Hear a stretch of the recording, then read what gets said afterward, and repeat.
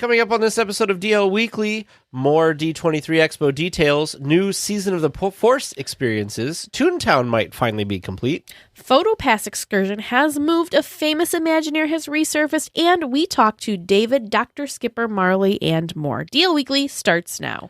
Howdy, partners! For your safety, remain seated with your hands, arms, feet, and legs inside the podcast. And be sure to watch your ears. If any of you folks are wearing hats or glasses, best remove them, because Tag and Teresa have the wildest ride in the wilderness. Hello and welcome to this episode of DL Weekly for the week of March 27th, 2024. I'm Tag Bushman. And I'm Teresa Urban. We would like to thank everyone who supports the show. And this week, we would like to give a special shout out to new weekly tiers, Sarah C. and Marin L., as well as current weekly tiers, Jan Y., Charles W., and Sherry H. If you would like to help support the show to make sure we can keep bringing you the latest news and information, discussion, and interviews about Disneyland, head on over to dlweekly.net/support. Now let's get to the news.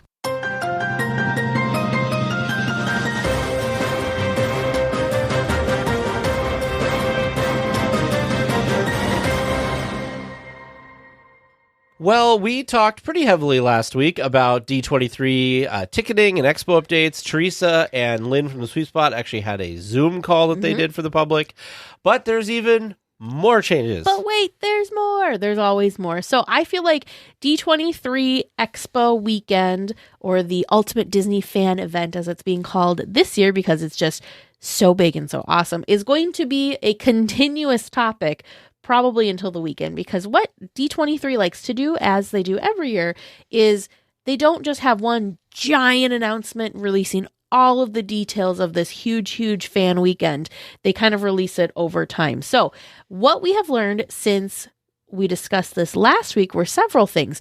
One thing, well, tickets went on sale today, starting with gold members. It was kind of a pre-sale. So a limited number of tickets were on sale today for gold members to try and snag. Spoiler alert, I was in the queue trying to snag our tickets for the D23 weekend, and unfortunately, the pre-sale sold out before it was our turn to enter to get in there. But have no fear, tomorrow or Wednesday, as you're listening to this, will be the pre-sale event for Disney Visa card holders. So if you are a Disney Visa card holder and you pay with your Disney Visa card, you get access to a limited number of pre-sale tickets tomorrow, as in Wednesday. And then if again you don't get what you want, because again they're only limited releases, so just because the 3-day ticket sold out today doesn't mean they're sold out, period, end of story. They're only little by little they're releasing these. So then try again on Thursday, which will be the final day when all tickets are on sale. So when it's sold out on Thursday and beyond, then truly yes, it is sold out. But the biggest thing that I realized that we talked about on the call was when they first released the information, the only time they said anything about assigned seating was for those floor seats. They were talking about you get the same seat every night, when they were talking about the expensive seats on the floor, the ones that if you want to be like showered in confetti and that kind of stuff, those seats. But it has been released that every single seat in the Honda Center does have an assigned number to it. So if you're going to try and meet up and go with friends, you need to purchase your tickets together as a group, because if you purchase your tickets separately, think of it like any like concert event or like a theater event or like a game. Anywhere you pick a seat. Yeah, anytime that you have to pick a seat, it's best to try and get them all at the same time so you make sure your seats are together. Otherwise, you run the risk of not being sat in the same spot. Before, it wasn't really clear, so I wasn't sure if, say, you wanted to do where Tag and I are looking to go, the nosebleeds, if it was just, you had a ticket for that section and the section was first come, first serve. Nope. That's not how it is. Every ticket has a specific assigned seat, so be aware of that. The other big news that came out too is that there is a bag policy for the Honda Center. So if you've been to Expo before, you know that you accumulate a lot of things. Well, you cannot bring those things with you to the Honda Center. You're going to have to figure something out. There is not a bag check, and the size restrictions of the bag are small. Tiny. Backpacks are not allowed. Purses are not allowed.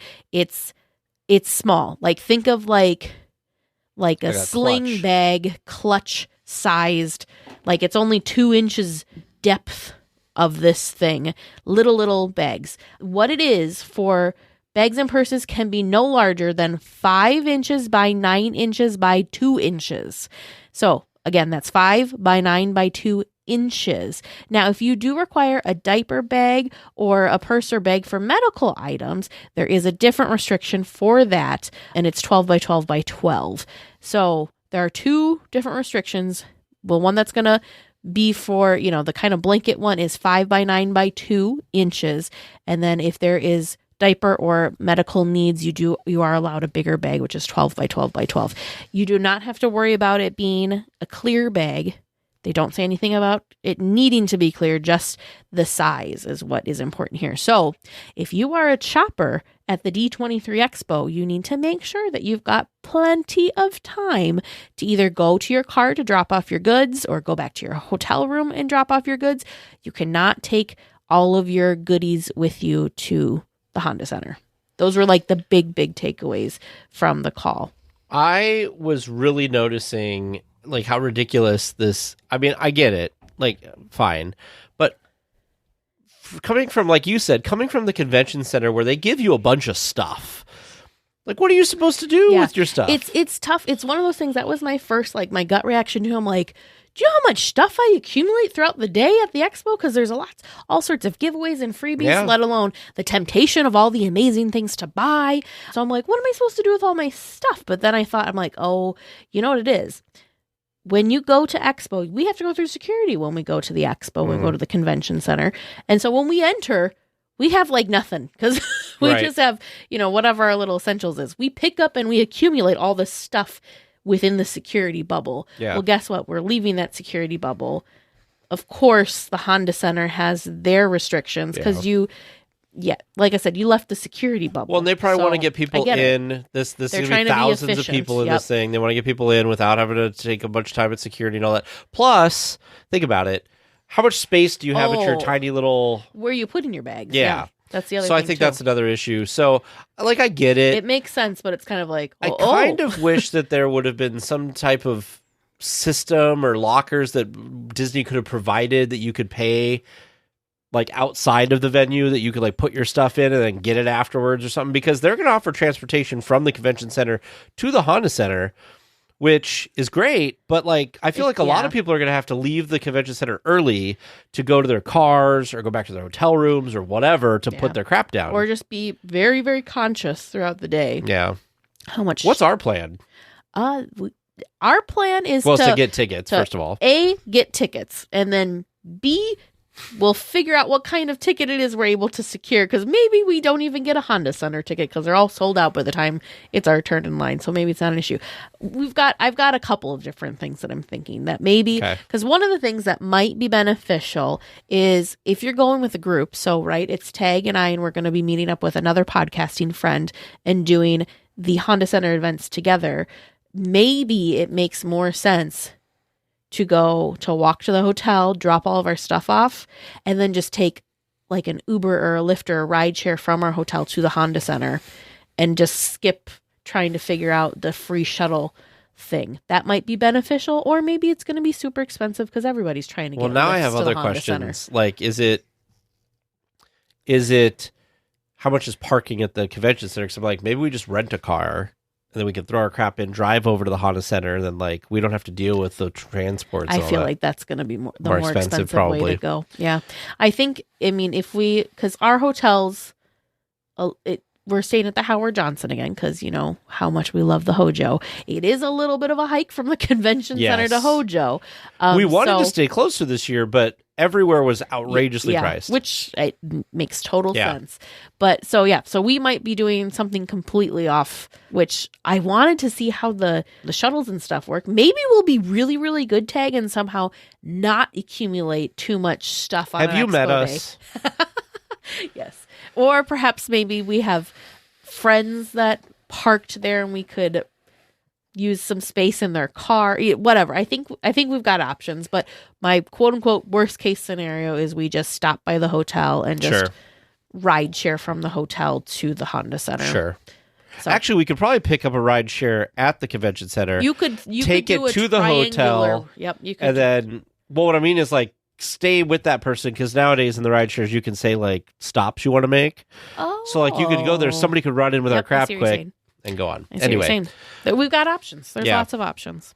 Well, new details have been released regarding Season of the Force this year, which of course is the expanded May the 4th Star Wars celebration at the parks. To add to the fun, a special, it's not really its own fireworks show, but a special thing will be happening with the fireworks, a mini show, if you will, titled Fire of the Rising Moons. This will be the debut year. So where you're going to experience this, of course, is back in Galaxy's Edge at the Black Spire Spaceport, or the TIE Echelon docking platform, and you can even watch it from the Speeder Garage.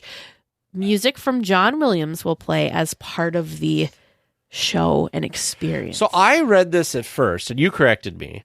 I read this at first that this was going to be a different fireworks show, but you're saying from what you read that it is the same show that they normally have, but in Galaxy's Edge, it's going to have different music that goes along with, because it's going to be the Pixar Fest fireworks or whatever. Yeah, so the main fireworks show will still be going off. And I mean, I don't know how many people know this or how many people have gone back and watched the fireworks from Galaxy's Edge. I've been told it's cool. But you can see the fireworks from Galaxy's Edge. Obviously, you're missing the projections and the music and all that. But the fireworks are going off kind of behind the mountain range, or whatever you want to call the spires there. Mm-hmm. So what they're doing is they're just kind of Star Wars-ifying it, because it's happening anyways. And so they're just making it more in theme, I guess, to make sense with the land. Yeah, I just think it's going to be interesting trying to sync, like Disney always does, trying to sync Star Wars music to a different show. To a different show that has totally different music. I'm curious to see what this looks like. But they might do a really great job at it, and I will be totally surprised. By the way, I don't think we talked about this last week, but I really want to mention this. This Star Tours jacket that is going to be available at the Star Trader. Is this on your list? Does that not look cool? They did one of these Does that before. not look cool? It's kind of like, it looks like a cast member it's like costume a jacket, almost. But it's a hoodie. So it's not like a nylon-y type jacket, where it's not like a rain. What do you call that? I guess nylon would be the best thing. Yeah. This looks not a more, raincoat. This looks more like maybe it's either like the soft shell material or an athletics type. It looks like hoodie. It's just like a regular hoodie material. See, I think it looks nicer than regular hoodie. Like, I don't think it just looks like your typical hoodie. It looks cool though. I agree. I just saw that and I was like, I realized that we never talked about it. They just released these, so you didn't miss it yet. They just were releasing some of the merchandise that will be on sale too. As I'm excited. As food. Stay tuned for foodie. It has been on my bucket list, if you will, or my Disney must-do list to see fireworks from Galaxy's Edge, and we've never done it. So I'm hoping that while we're there and this is going on, 100%. we can go experience it. 100% we will. Because why? Because we were smart this time and have a longer trip, and we don't have any days that we aren't able to be in the parks, because every day we're there is available and we have reservations for, which is the first time in a long time, I feel. So I'm like so excited. Well, Teresa, it's been a long time. A long time. It's been over a year. But it appears that the very last thing to be completed in Toontown is finally done.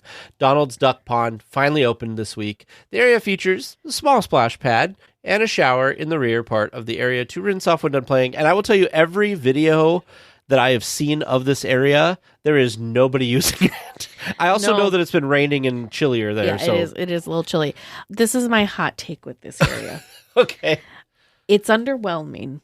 For how long it took, definitely. I don't think it's operating at 100%. I think they got it operating enough to open, but I don't think it's fully imagined and fully doing what the plan was, if that makes sense. Okay. Because it's just kind of got a couple little tiny fountains, and they don't even go off like a bunch. Mice Chat did share a video, and so my information is just from the video that was shared. We haven't seen this in person, so please, if you go and it's much more active and exciting when you're there, let us know. But it's just kind of a little like bloop, bloop, Mhm. Like it's just there's like one little fountain thing going off at a time for little bursts. It's not. I think it's supposed to be more. I think this is just like splash pad phase 1 or something. Does that make sense? I know that I watched, of course, our friend David over at Fresh Baked had a construction video, and his whole thing, and I don't know, to be honest, but that shower wasn't really going to be part of it. That like the city or the county said like you need to have something like this, and that they had to wait. But the shower is just like, it looks like a themed post with a shower, and it's kind of tucked behind the boat. So I'm interested because I'm trying to look back on when Toontown opened a year ago, because I vaguely remember that the Donald's Duck Pond area was not behind construction walls, but it wasn't working yet. So I was curious to see if Disney or whoever had any photos of this area, because it wasn't blocked off when Disney took photos of it. But I was trying to figure out if that shower was there before, because it was just something that they had mentioned. Which maybe that's what the delay was. Yeah. They had to but a year to get a shower installed? I don't know. I guess I don't really fully understand the purpose of the shower, too. It's a splash pad. Why would you need to shower? Nobody's showering and rinsing off after a splash pad. I don't know. That's you're going to get more like wet in the shower than you would on the splash pad. In the concept art, which I know doesn't have everything, but there's nothing over there. Yeah, I feel like it's not fully what it's supposed to be. I think there's still a couple of kinks that they got to work out of the plumbing. Sure. But I was just curious because I thought when the land opened, like I said, I don't think there was walls around this section. No. I just think they weren't running the fountains. Yeah.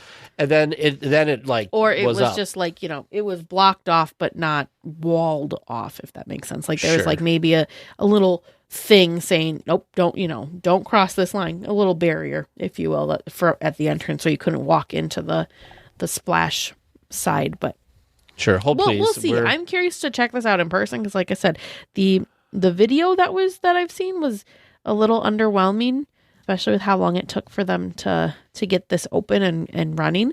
So I just feel like this isn't the full story. There's more to come, is what I feel on this one. If anybody has any idea, if you've worked in Toontown or you were there for opening and you remember this, or you have any information, please let us know. Feedback at DLWeekly.net, or go to DLWeekly.net, click on the contact button to send us. Well, the PhotoPass Excursions we talked about previously have moved. PhotoPass Excursions are now in Disney California Adventure near Ariel's Undersea Adventure. The photo spots include areas like Grizzly Flats, Pixar Pier, Paradise Garden Park, and San Francisco. And again, just a reminder, the PhotoPass Excursions were kind of where you would have a mini photo shoot, we'll say, with a cast member.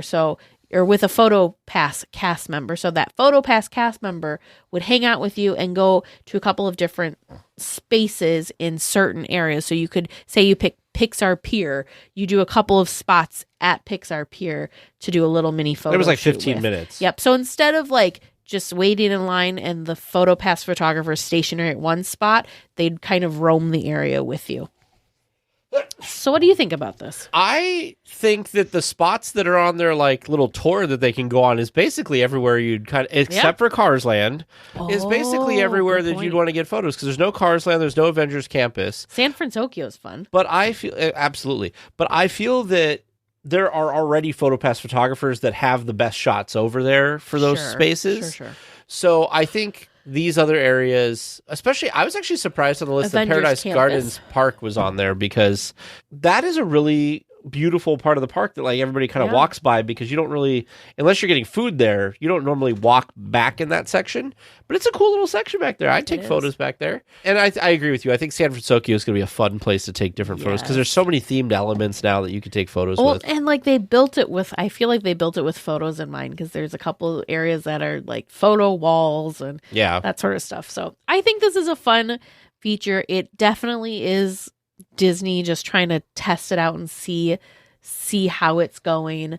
Will it be free forever? Who knows? But currently, right now, it is included with your normal PhotoPass stuff. So if you have a Magic Key that includes PhotoPass, or if you purchase PhotoPass or Genie Plus for the day, it is included in that price now. There's not an additional cost as of now.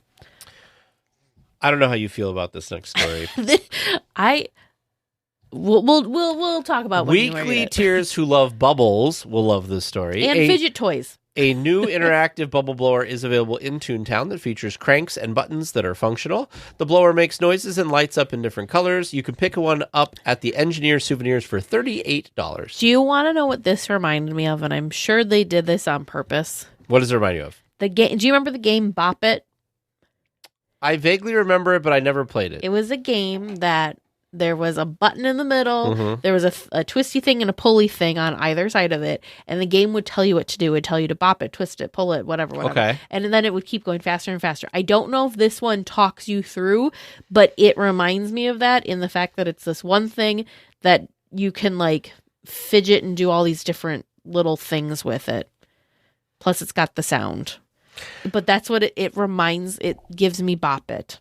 Yeah. I think it's great because this is, again, Disney trying to cater to all different types of people. There's people that need fidget things to stay Do you want to know what's comfortable? brilliant about this?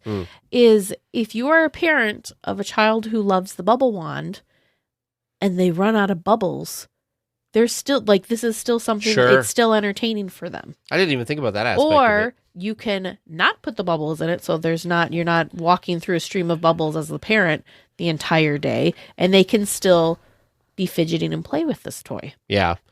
I Multi-purpose. feel that I know that the bubble wands are very popular. I just wish sometimes that there wasn't, like, in certain areas, like when you're in a queue, I wish they weren't just blowing bubbles like at your face. Because some people, I mean, Tim Tracker, who I used to watch all the time, he has a fear of bubbles. So I think about that too. Like, what if there's somebody that has a fear of bubbles and your kids just, and then like you're freaking someone out. But at the same time, like kids can be kids and do stuff. But I want to see what it's like in person. In my head, I imagine that it's like Bop It. sure. Are So you I pro don't or know con for bubble wands? I don't know if it talks you. So I'm wondering if it's like a game. Sure. And the little like reel that they did that Disney showcased it on, that's really where the Bop It, because they were talking about all the different things. So and I'm sure it was intentional to make it kind of sound like the Bop It, because that's a nostalgic toy for people in my age group. But yeah, I don't mind bubble wands. And honestly, it's probably like, I equate bubbles to Disney parks. So to me, it's just kind of, I just expect there to be bubbles. Sure. Okay. If that makes That's sense. fair. And I've just gotten good at dodging bubbles so I don't accidentally take a bubble to the eye, because that's not fun. Or in your mouth. Or I've never had a bubble, never taken a bubble in the mouth either. So I've just been really lucky when it comes to bubbles. I feel like for me, it's a little extra like magic in the air, but I also understand how they, like, I don't wear glasses. I think wearing glasses and having bubbles hit your glasses could be frustrating. So, I mean, I totally get it. So I'm all about the bubbles as long as we're being conscientious about the bubbles. If you're in an open area and you're running around and just doing your bubble thing, you do your bubble thing. That's awesome. But yeah, if you're in like a tight cramped place, or maybe you're inside, maybe let's not do bubbles. If there's a grumpy tag glaring at your child, jeez, don't use it. No, it doesn't. I've never seen you glare at a child I've never seen you glare at bubbles. There has been times where I've been like, can we stop with all the bubble? Because those bubble wands are very good at what they do. They do. Like, they pump out thousands of bubbles a minute, it seems like. Anyway, we can move on. It's just one of those things that are like, bubbles. I will say that I don't mind the bubbles as much as I mind, and they don't really have them at Disneyland anymore, but they used to have those toys that light up and like spin. Oh, yes. And those sucked because parents wouldn't take them from the kids for the shows at night, like the fireworks. And so I'm trying to like watch these beautiful fireworks, and there's this flashy toy. That's right. I forgot about those little spinny flashy toys. Kind of miss when I was a child. I miss and I know they're not good for the environment and all that stuff, but I miss the glow sticks, because you used to get them and then you could put them around your neck or put them around your like your wrist. Oh, like Disney used to sell glow Disney sticks? used to, before the electrical parade, they would walk up and down with their big tube of glow sticks, and they'd come out and they'd crack them so they'd all light up. Yep. And some people would make Mickey ears out of them and all this stuff. Some of the cast members, and then of course every kid wanted them. And this shows you how old I am. They were like $1 a thing, and Dang, what a deal. Yeah. What a deal. Well, blue milk at Galaxy's Edge has been something that fans love and some fans don't. Well, coming soon. You can get some at your local grocery store. True Moo blue milk will be arriving soon at grocery stores around the U.S. The carton says blue-colored vanilla low-fat milk with other flavors, which is different than the Parks version, which is a dairy-free version. What? I can't remember. What was your opinion of the blue milk? I remember, because I think we're going to have to... Season of the Force, you and I are revisiting the milk situation. I don't need to. I remember it vividly. I don't remember it. I remember it vividly. It's got that kind of... It's interesting because... I remember having high hopes and then being let down, but I don't remember really milk the flavor. Coats your mouth like you would kind of would expect like a whole milk to, like kind of like whatever, but it's silkier feeling, so it's weird because it's like a weird mouth feel for me. And then it's got like an off, like I don't know what I expected it to taste like, but it didn't taste like whatever my brain thought it was going to taste like, and I didn't enjoy it. And the green, I think, is also not very great. For me, Galaxy's Edge, there's plenty of other things to drink there that I think are better than the milk. This sounds like it's going to be actual milk, vanilla milk, with blue coloring and some other flavors. What you mean is like it's a dairy milk, so like cow, a flavored cow milk. Yeah, I don't know. See, I like that the stuff at the park is plant based, because when they first were talking about having blue milk in Galaxy's Edge, all I could think about was like hot summer days and how unappetizing milk would walking around the park with a glass of like dairy milk would be. For some reason in my brain, like the plant-based milks, because like you said, they're lighter. Yeah, didn't seem as like, why would you do that? Like nobody wants milk when it's 100 degrees outside. And like if it's spilled, and it sounded like a not great idea. I need to revisit the milks, because I think I only had a sip, and that was my experience, was a sip. So I really don't remember what they tasted like. I had one drink, and then I was like, nope. And then I had that one drink that was in Oga's that was like something similar to that. Right. Yeah, and the cast member like took it from me and gave me a different drink, which was nice. That's right. I remember you getting it because it had the cookie, like the bantha milk or something. I can't remember what it was something called, like that. But there was a cookie on it. It wasn't very good. I remember that. One of the most iconic Imagineers has confirmed, who is soon to be a Disney legend. Yes, has confirmed they are working with Imagineering again. Joe Rohde is back on the Imagineering campus, leading a series of masterclass work sessions for current Imagineers. Now, there is no word on if he has any involvement in any current or future projects, but he shared on his social media that he was walking up to the door, and Disney Imagineering themselves said that he is there for these workshops. I love this. I love this so much.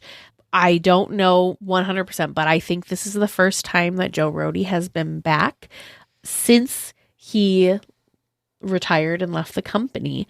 In 2020. I love this. I love this so much, because to me, the biggest thing with Imagineering is, yes, of course, the magic, but is passing down the knowledge. Think of the first wave of Imagineers that then mentored and taught the second. Like, I think that's really, really, really important, and that's the heart of Imagineering, is this kind of passing of the torch and passing down the knowledge. And I just love that even though Joe Rohde is not technically with the company, he's not employed with the company, he's obviously contracting with them in some sort, but I love that he's going and kind of helping current Imagineers kind of cultivate the Imagineering spirit. That, I mean, you can almost like, it's cool because you could almost, for some Imagineers who like learn from this person, who learned from that person, who learned from that person, you could trace current Imagineers all the way back to Walt, which is incredible. Absolutely incredible. So I love this. Maybe they have been doing this all along, and it's just now kind of becoming more public knowledge that former Imagineers have been teaching these master classes. That could be completely possible, but this is the first time that we've seen it kind of publicly talked about, and I think it's brilliant. I love it. I think this just goes to reinforce the idea of what Bob Iger is trying to do, which is he's trying to get the creatives back involved. Well, yes, and that doesn't just mean in the movies and TV shows, but it also means in Imagineering and creating experiences at the parks. So I'm glad that this seems like that this is coming around. I'm also very happy that Joe Rohde decided to come back and do this, because we don't really know what happened when he retired. It seemed like he didn't, I don't know. There's all types of speculation why he might have left or retired or left or whatever. But it's nice that whatever happened, he felt like he could come back and do this, and the company is still maintaining that relationship with him. So I am really excited to see if he's not working on future projects. I'm excited to see what the people that he is giving this class to are going to come up with in future projects. Oh, I'm sure there was a ton of speculation because we had Joe Rohde coming back to Imagineering after we've heard them talk multiple times about an Avatar experience, possible land coming to Disneyland. I'm sure there were probably all sorts of rumors flying since Joe Rohde did help create Pandora, the world of Avatar. So I'm sure there was a lot of people that are like, ooh, But also Animal Kingdom, like that was his baby. Yeah, incredible. We think of our Imagineers that have been big deals. We have Tony Baxter, who of course did things like Big Thunder Mountain and Indiana Jones and What Star are you Tours. telling me? They are all big deals. They are, but what I'm saying is so Tony Baxter oversaw Disneyland Paris, which is beautiful. Yeah. Joe Rohde oversaw Animal Kingdom, which is beautiful. Yeah. I'm excited that some of these people who have done entire parks are around doing stuff. We'll see. I agree. I'm very excited for this next story. I know you might be surprised, or maybe you're not surprised, but I'm excited about this one. I am surprised, because I thought when I put this in, you were going to be like, no, there's a very specific thing I'm very excited about, but go ahead. Okay, we'll get there. Well, we have more information on the characters that appeared in the concept art for Tiana's Bayou Adventure. I do think it's fun that there's the theming runs deep on this new attraction, but the quote unquote the critters, as they are called, and this is like the little band that's in the concept art kind of playing off to the side, and they've got these cute little instruments, and we'll of course have the link shared in our show notes. But the critters, as they are called, consist of Bahila the beaver, Gritty the rabbit, Bo the opossum, Apollo the raccoon, Rufus the turtle, and Tim Leone the otter. Bo, Apollo, and Rufus will also be huggable plush available soon. So not only do these characters have names, there's backstories, and you can take some of them home with you as cute little furry plush. Okay, now go on. What is your excitement on the cute little characters? I don't know how obsessed I am with raccoons. Yes. Apollo the raccoon, and he's being made into a plush. Let me just tell you about Apollo. Apollo loves transforming abandoned objects into works of musical art, like his squeeze box. He's full of the energy and storytelling, especially about the objects he finds in the bayou. He's particularly close with Rufus and appreciates Rufus's calm demeanor. I also want to mention, I don't know for a fact, but I feel like Rufus is a nod to the Country Bear Jamboree that was in Critter Country. It very well could be. Do you have a favorite?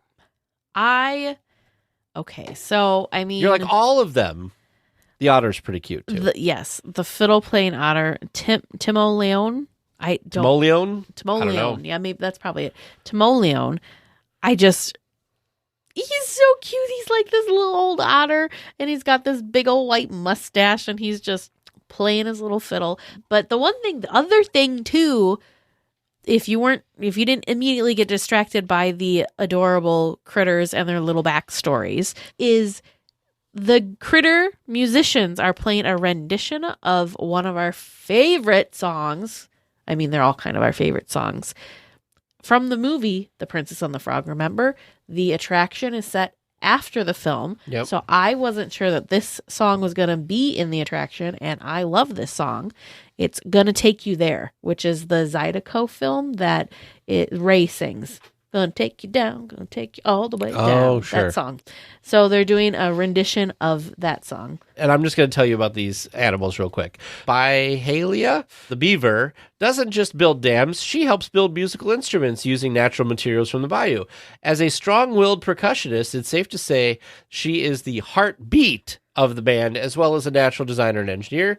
Gritty the rabbit is always willing to dig a little deeper to help others. Gritty plays the washboard, a found automobile license plate with a high energy flare. It's the perfect instrument for someone who's often overzealous and digs to relieve her nerves. Bo the opossum, seeing limitless possibilities, no one finds more wonder in the bayou and the sounds of Zydeco music than Bo. All she knows is beauty, especially her own. You can find her plucking out the low notes with her upright gourd bass, which of course involves some musical dexterity with her tail. Why don't you read the turtle one? I know how much of a fan of turtles you are. Oh, yes. So Rufus the turtle, which I just love his name. Rufus the turtle. He, yes, may be a turtle, but he is quick to jump into rhythm with his harmonica. He's also the first to join in on new adventures, genuine and sincere, but he may come across a little sarcastic sometime with his habitual sighing. But Rufus does love to go on adventures with Apollo. And then we've got Timo Leon. He is the eldest of the band. He's the otter, but his fiddle playing is inspired by all the quote unquote kids he spends his time around while in the bayou. When he's not sawing out a jig, he's famous for telling stories of days long ago about his explorations of every corner of the bayou. This is great that they've come up with all these characters. The song that I always assumed was called Going Down the Bayou that Ray sings is not called Going Down the Bayou. It is called Gonna Take You There. Gonna Take You There. It's such a fun, bouncing, like upbeat. I feel like I need to watch this movie yet again. I'm so excited that this song is going to come in there because, spoiler alert, Ray would not be part. Ray, the firefly that sings the song, is not going to be part of the attraction because the attraction takes place after the film. I'm not going to say why, because I don't want to spoil What's the film out there. What's his girlfriend or wife's name? Evangeline. He's with Evangeline. There you go. Yes, because Ray is with Evangeline. That's why he can't be in the attraction. So I didn't think that this song, all of the songs from the movie, honestly, I love them. I wish like Friends on the Other Side was going to be in this, but again, there might be new music that you would have loved. I know. But that character also is not going to be, well, maybe he will. He's the Shadow Man. He's sneaky, but from what we learned at the end of the film, I don't believe that he'll be a part of the attraction. Yeah. We haven't had a for sure on that or not, but I'm excited to see that there's going to be music from the film in here as well. Well, if you enjoy listening to the show, please consider rating and reviewing the show on your podcast app. It helps other Disney fans become weekly tiers and, of course, part of the community. I up, down, touch the ground. I think of things to chew, like honey and milk and chocolate. With a hefty, happy appetite, I'm a hefty, happy poo. A rumbly in my tumbly means it's time for snacks.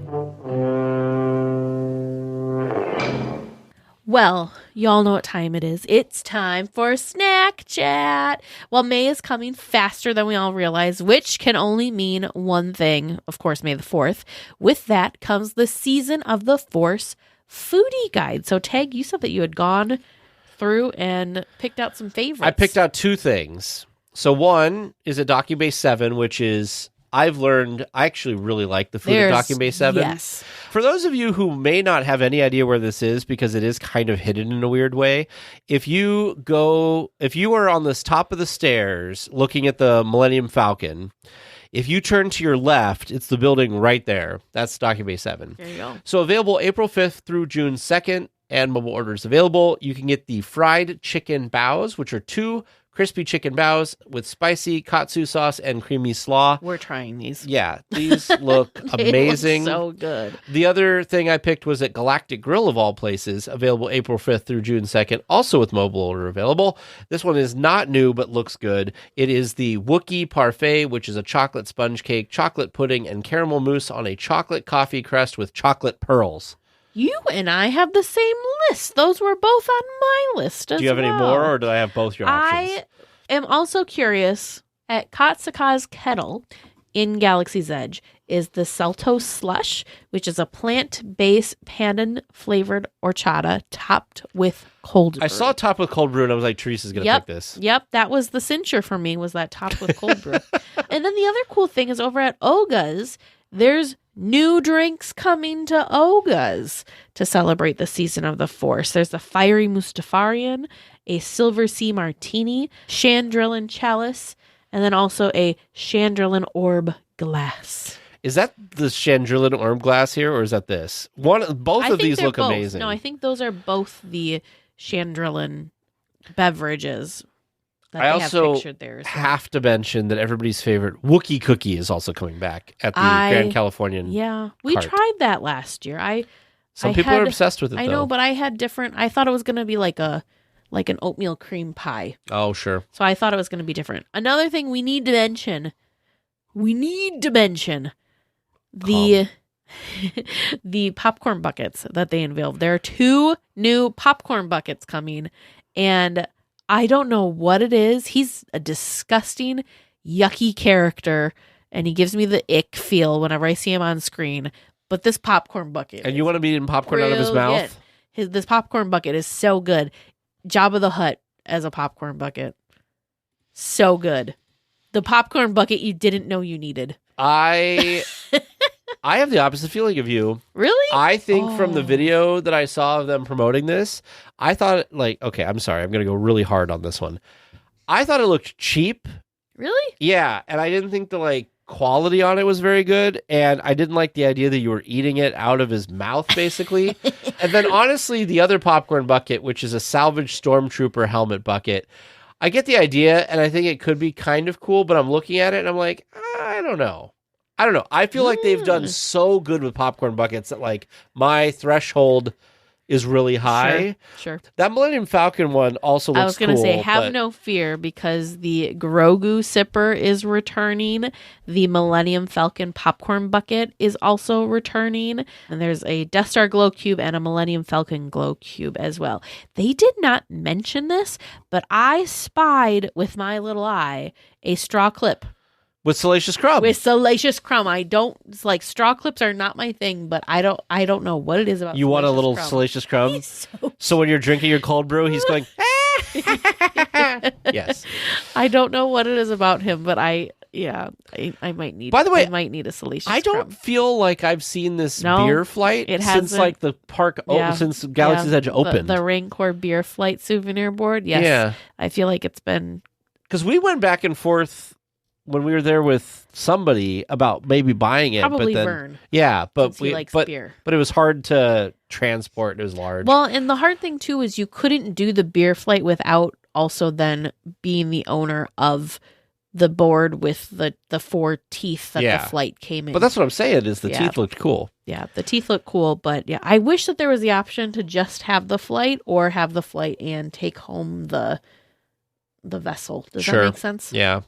I also want to say that for Star Wars night, there's some stuff. And I just want to point out that one of the things down here looked really good. And for me, it was the pineapple and ube crescent sundae at the Tropical Hideaway. This looks really good.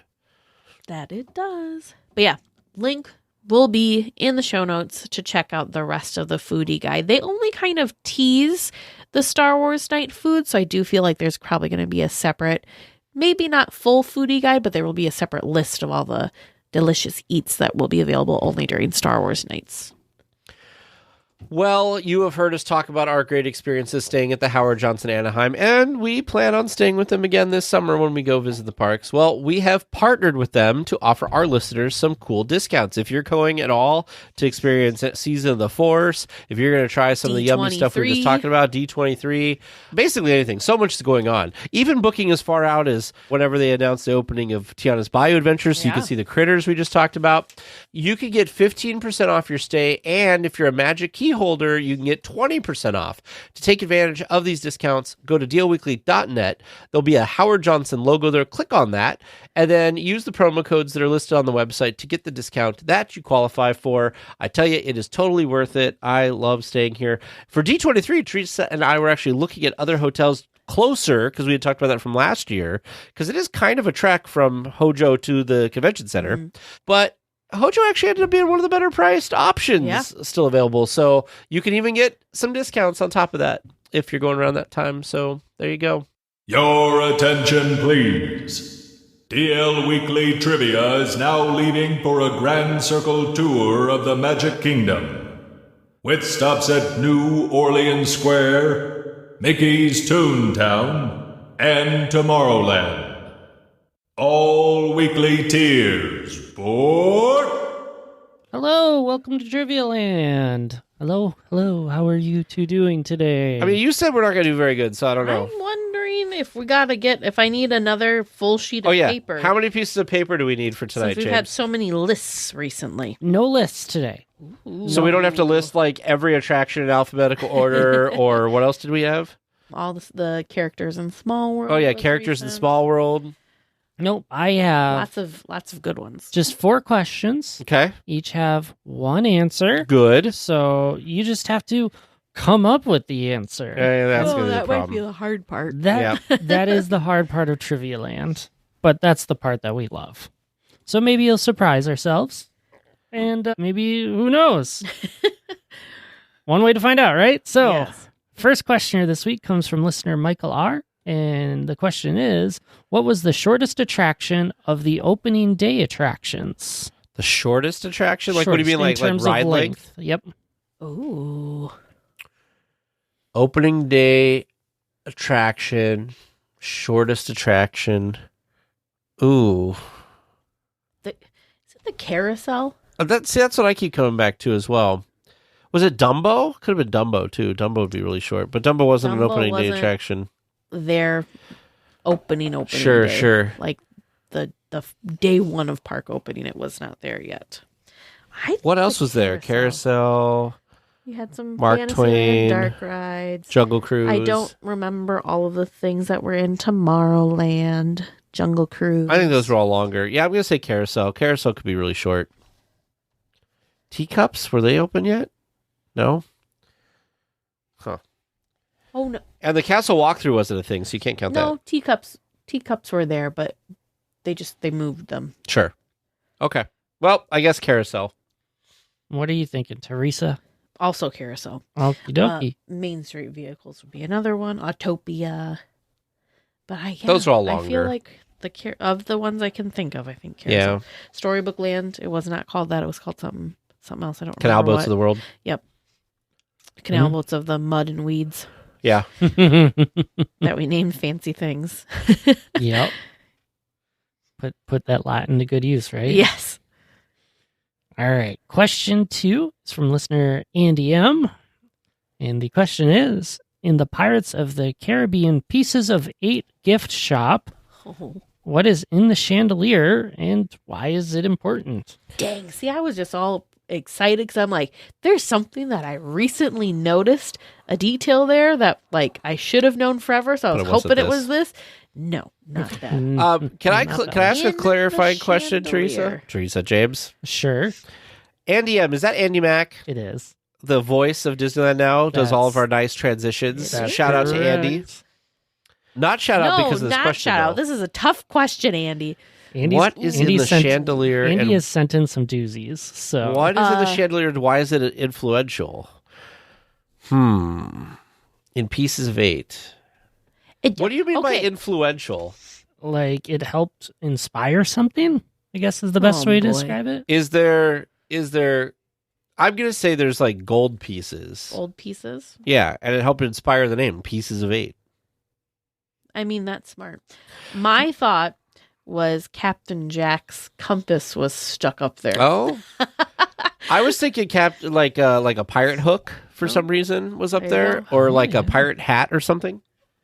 Yeah, I'm going to say Captain Jack Sparrow's compass is stuck up there. Compass, okay. It's a lot of potential detail, right? Of what is it? What is it doing? God, now So- I got to pay attention. I was, again, so proud of myself for noticing What did you notice before? the checkout. This is so brilliant. The checkout counter is a piano. We'll have to look this up later. No, just not right now. I Look it won't. up later. I'm going to just put Pieces of 8 in here so we don't forget. Okay. All right. My third question for you is what's the name of the motor court? Is this your question? My question. Okay. Motor. That serves as the boarding station for Radiator Springs Racers. Oh, boy. What? I don't understand wasn't the sure question. if it's like the motel or something, but the locale where you board your vehicle Yeah. has a name. Okay. Oh. So the only thing I remember name wise back there is like, it's called like Stanley's Oasis. You probably have it. I'm thinking it's like I think it's something to do with the Cadillac, like pointy light, like caves. Because like when you come in the end, there's all the like lights. Yeah. But I don't know what I would call that. It's like the Cadillac Cave? That sounds like a thing. Well, there's Cadillac Range. Yep. I don't know. I'm just going to describe it. I'm not going to get it because of the name. Yeah. But it's the lights, like the tail light caverns, I guess. That's what I'm going to say. Tail light caverns. Got it.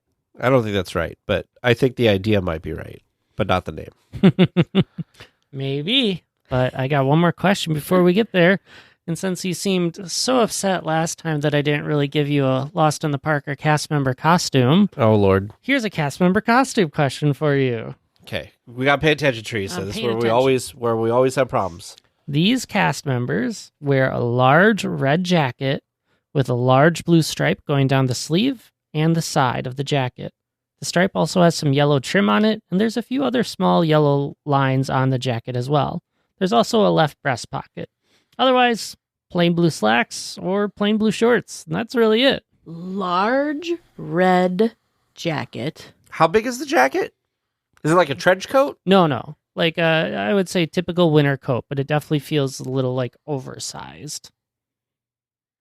And it's got a blue stripe? Blue stripe. And the latest I could verify this 100% for sure was back in 2012, but I don't think it's really been updated since. And it's got blue slacks or shorts? Yep. Can you give us a hint in which park it's in? No. Okay. Okay, the colors are giving me Pixar. But that doesn't track with his 2012 No. thought process. Because, right? Yellow, blue, red. Where's the yellow?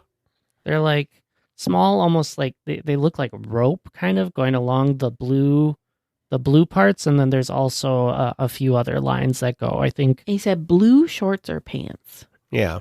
With a red jacket. Red jacket. Or coat. Blue with stripe. the blue stripe with like a yellow rope, which makes me think like nautical for some reason. Yeah, like don't overread into rope being the word. That's just how it feel like it looks. So. Yeah. James. You gotta think this too, jacket year round. Because a lot of the jackets are only like wintertime things. So I don't think this is an outdoor attraction. Is there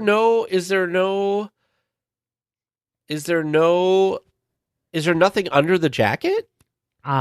In my research, I did not find any of the cast members without the jacket on. But you can't see that there's anything under the jacket. Like the jacket's like zipped up or whatever. That's it. Yes. Or buttoned up or whatever. man. It is zipped up. Yes. Okay. A zippered jacket. So then it's not like a fancy place. Like it's not. I'm just gonna take a shot, and I'm probably wrong, and I'm gonna say Autopia. That's what Teresa writes down. Autopia. You didn't even write down my little light No, I thing. couldn't remember what the heck you It called was- that cave. I'm like the light stumped on cave. this one. Or Blue. caverns. Okay, red jacket. And we're like red like true red color or red like a burgundy? True red. True red. Not Autopia. 'Cause I think Autopias are like Wait, whites and wait. silvers. Wait. True red Wait. jacket. Go back. He wouldn't tell us what park it was in. Right. Does that mean it might not be in the park? It might be like at the Disneyland Hotel. What Disneyland hotel dating back to 2012 would have those colors as their uniform? You could say Pixar Place now, but Well, plus shorts. Shorts would be weird inside Shorts like of a and building or pants. whatever. I think jacket Autopia year-round. maybe. Autopia maybe. 20. What? Is it? I think it's Radiator Springs Racers. I mean, that could make sense. Damn it. You know, that would be annoying because if we look at this, No, they don't. They have Stanley's red. They have Oasis red. was gonna be- They have red shorts, so it's not there. I have nothing. plus I feel like they'd have checkered something because isn't it like a racer out? Anyway, I don't. we'll find know. out in a minute. They have red jackets. I got that much. No, Tag, you won't find it out in a minute. You'll find out after this week's discussion topic. Well, this week for our discussion topic, we are speaking with David, Dr.Skipper Marley, who is a Jungle Cruise skipper and the author of Skipper Stories. Welcome, Dr. Skipper, to the show. Thank you. Thank you so much for having me. Thanks for coming on. Well, we'll start like we always do. Tell us your Disney story. This could be what got you interested in Disney or Disneyland. It could be as detailed as you like, and it should include how you started working for Disney or your love for Disneyland started, anything like that. Okay. Let's see how short I can make this because I can go for hours. I was born in Orange County, so really close to the park. The only time I've ever lived where I couldn't hear Disney's fireworks were the 5 years I lived in Washington, D.C. Oh, wow. So like as a kid, we knew when it was 7:30 because the fireworks, so we had to come in when the fireworks went off. That was like, all the moms knew, fireworks, time to go in. But when I was 8, my sister, who had just turned 16 and got her driver's license, took me to Disneyland for the day. It was just the two of us. And I don't remember anything from that day except one moment. I was waiting in line at the Jungle Cruise, and we were the next to get on a boat. Like the boat drove away, we were the next one. And the skipper was just talking to me. And I just remember he was getting me to crack, laughing and cracking jokes. And I remember thinking, when I grow up, I'm going to be a skipper. This is going to be my job. And I made it a life goal at the age of 8. So in the mid-90s, I was going to go to grad school. I was going to go back east to Washington, D.C. So I left my one job that paid well, and I decided I'm going to be a skipper. So I got hired on at Disney, and I was obnoxious until they trained me at Jungle Cruise. I feel bad because one manager finally goes, fine, let's go get you trained, because I wasn't going to leave him alone. And walked into the training center, and the guy goes, everything's booked. Jungle Cruise is booked for the summer. And he's scrolling through, look, for months, every weekend is booked. And so he scrolls back to the week ahead. He's like, well, just get rid of that guy. And he just points to some name, put Dave in. And so I watched him just delete this poor guy's name and typed my name in. Sorry if that guy's listening. I wish I could remember the name because he was this close to finding I was going to be a skipper, and I took it. So I worked there for like 6 months, and then I moved back east. And then when I came back to California, my first job was back in Disney Entertainment for the opening of California Adventure. Oh. So I worked for a few months in entertainment. That was a blast. And then I went back to the Jungle Cruise for another like 3.5 years and just had the time of my life. And now it's taken over my life completely. That's amazing. That's amazing. Yeah. So when you are entering Disneyland as on the first day as a guest, which way do you like to go? I feel like we probably already know the answer, but do you like to head forward to Fantasyland, right to Tomorrowland, or are you taking a left and getting that pull right into Adventureland? What side of the train tunnel do you go in? Yep. Train tunnel, I try to mix it up. I don't like to go through the same one every time. Although the last couple times I've gone through the right side. I think most people go to the left by City Hall, but a lot of people do. But yeah, we're with you. We go to the right. Yep. But I try to mix it up. I'll tell you the answer about where I turn with this story. So I had annual passes when my girls were young, and when my wife comes home with our daughter, she'd taken him to the park while I was teaching, and she walks in and put her hands on her hips, and she goes, "Do you know what your daughters do at Disneyland?" And I'm like, oh, God, this should be good. She goes, "We got to the end of Main Street. They turned left and went to Adventureland." And I'm like, "No, girls, let's go to Space Mountain." And they're like, no, Jungle Cruise first, Jungle Cruise first. That's awesome. They didn't know you could go to Disneyland and not go to Jungle Cruise first. I'm brainwashing those girls good. I mean, it made an impression on you at 8. So yeah, it's going to be a thing forever. Yep. Pretty much. Well, I'm going to change this question maybe a little bit because I'm pretty sure I know what your favorite attraction is. Other than the Jungle Cruise, what's your second favorite attraction? Even though we're a Disneyland podcast, you can choose any attraction from any Disney park. Oh, I can? Yes. Okay. I would say, like, if I could go on any of them that I've been on, it would be Expedition Everest at Animal Kingdom. Ooh. That is such a fun roller coaster. Mm-hmm. I just love that one so much. But at Disneyland, I got to say Pirates of the Caribbean. Solid choice. If I don't go on Pirates, I feel like I haven't even been to Disneyland. Like that's the one I have to go on. It was weird when they had it closed for refurbishment when we were there. That was a couple summers or a couple springs ago. Yeah, we went and I'm like, this is so weird. It's closed and we like don't even have the opportunity to go. Yeah. Have you been to the Pirates of the Caribbean in Florida? That one's weird. Yes. Yeah, it's short. The queue is cool. I do like how you kind of like walk through, themed areas for the queue, but the ride itself or the attraction itself. All out of order to me anyway, and it's just different. So, It's whatever. the same thing with Paris. So the one in Paris has some really cool stuff to it. Uh-huh. The coolest part of the Paris Pirates, in my opinion, is you kind of go up right away to the second floor because you don't really go down, and you go through the I don't really remember all the order of everything, but anyway, you get past this one thing, and when you come down the splash, when you are kind of like coming off the splash, you're in the pirate battle scene. Oh wow, That's cool. So it's like you like show up and like pirates are battling. Pretty cool. Kind of cool, Yeah, I guess. Yeah, that's different. yeah. I like that. And then, of course, you got Shanghai Disneyland, which is like totally different and crazy. Yeah. That looks amazing. Yeah, And Yeah. Tokyo Disney Sea. was an Imagineer was working on that, and he worked at Shanghai for a few years, and he was telling me how everything there was just amazing. Yeah.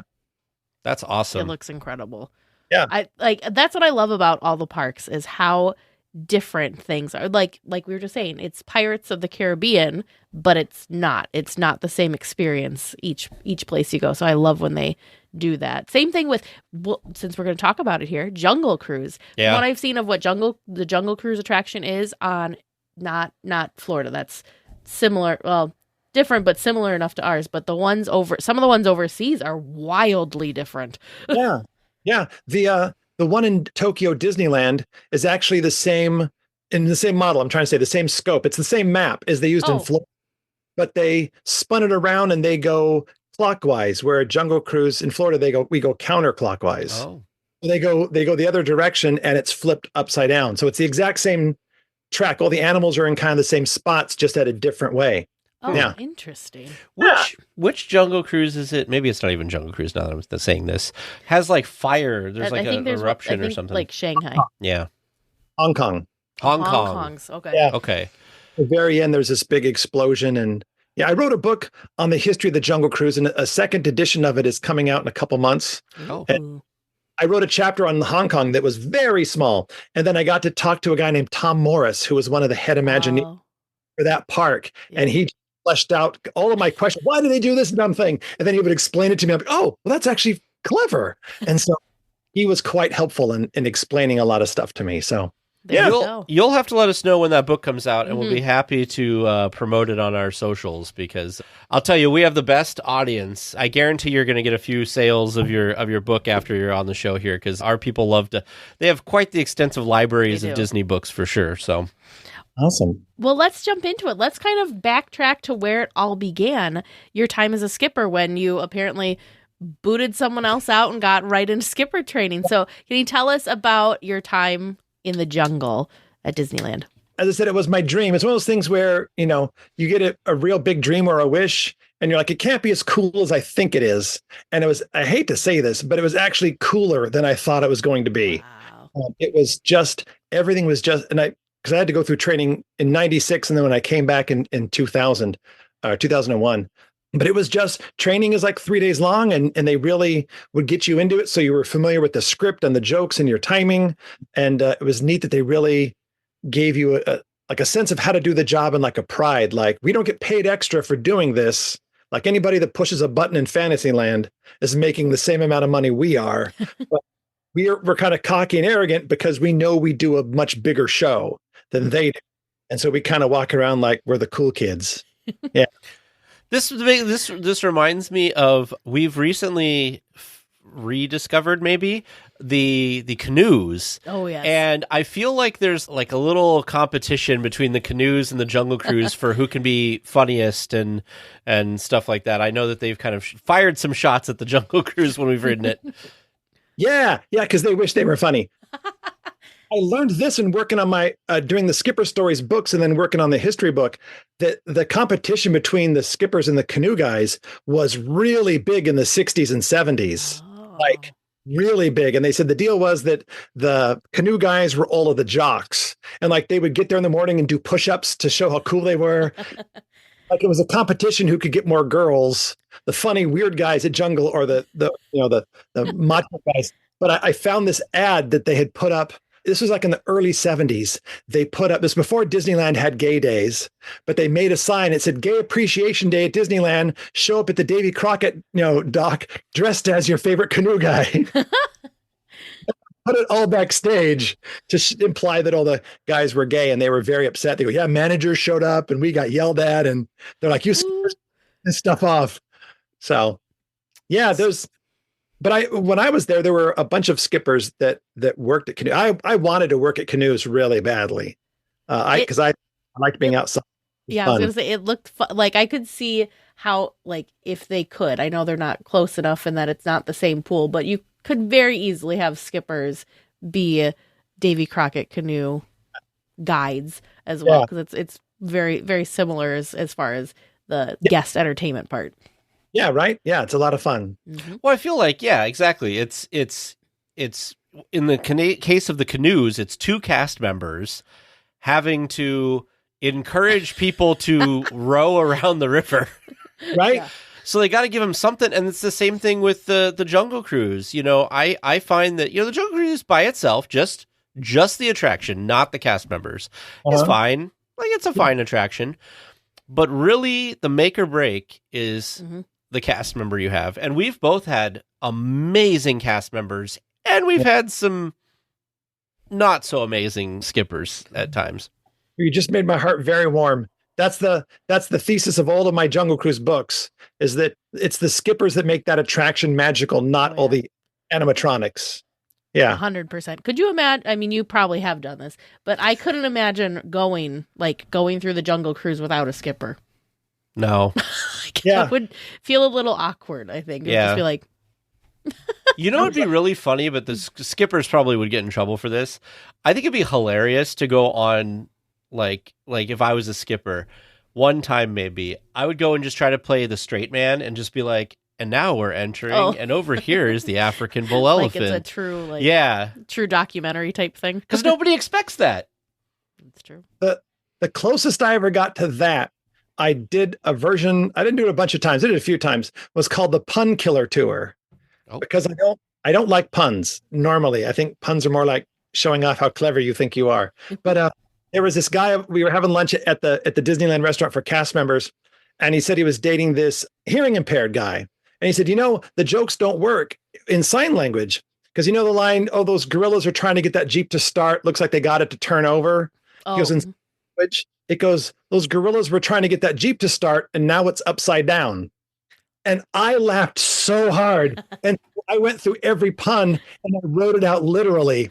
And so I worked on it, and I had because back then you wouldn't get in trouble. Guys, I got a new script. You got to. So my 6 of my friends sat in the back of the boat, and they filled it with 40 guests. And I go in the Indian elephant bathing pool. I'm like, feel free to take a picture. They're all dressed appropriately. And silence, but 6 guys in the back laughing hysterically.